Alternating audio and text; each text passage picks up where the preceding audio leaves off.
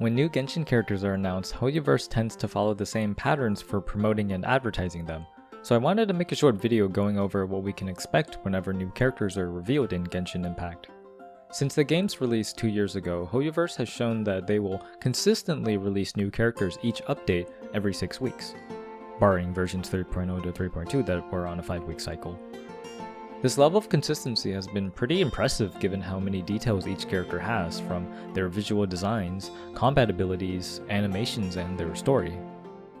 Genshin started out with 20 playable characters, and as of December 31st, 2022, Genshin currently has a total roster of 61 playable characters. That's 41 new characters over the course of 2 years and a few months. With the current version 3.3, Genshin has had 20 total version updates. So on average, Genshin releases 2 new characters per update. With each new character, Hoyoverse generally follows the same patterns when it comes to advertising and promoting them, so I wanted to go through what each of them are. I generally follow Genshin on their official Twitter and sometimes through HoyoLab, so most of my knowledge is from these sites.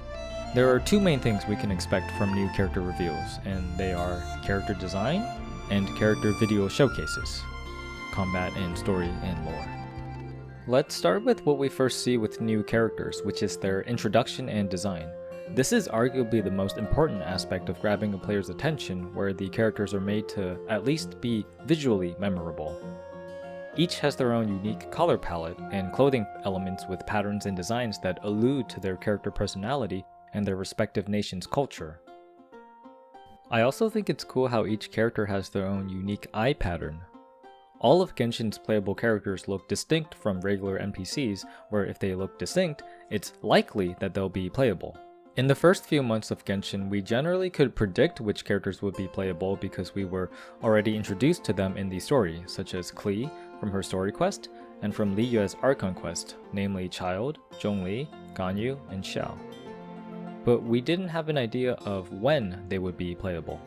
From version 1.1 onwards, updates would have accompanying trailers and live streams showcasing what to expect for the next updates, confirming any new characters that'll be playable.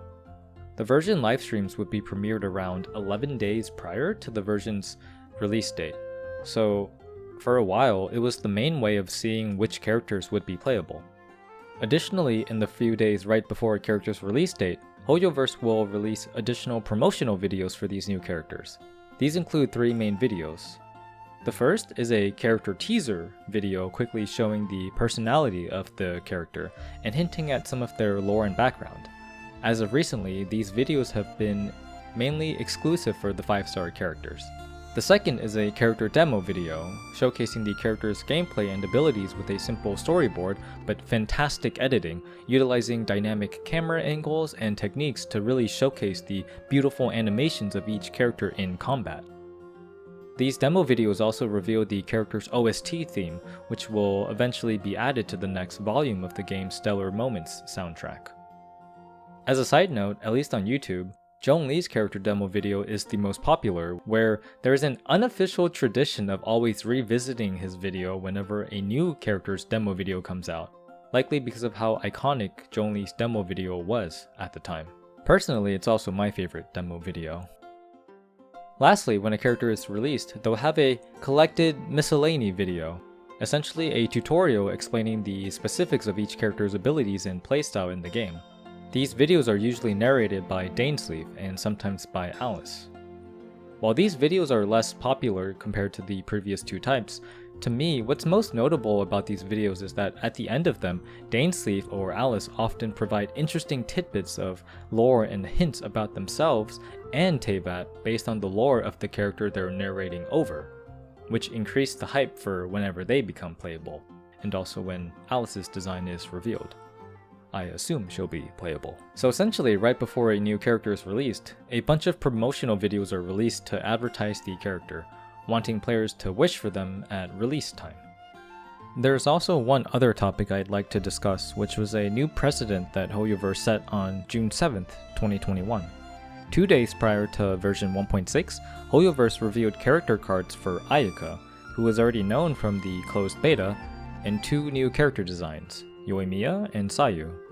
This took the internet by surprise because literally no one saw this coming, And we weren't even sure what this meant, since version 1.6 was already confirmed to just have Kazuha as the only new playable character. Did they just want to show new character designs? This got everyone talking about who these characters are and when they might be playable. The main assumption was that because these were Inazuma characters, that Inazuma would come right after version 1.6 with them as the initial new characters. Inazuma was right after in version 2.0, and the 3 new aforementioned characters were in fact the new playable characters.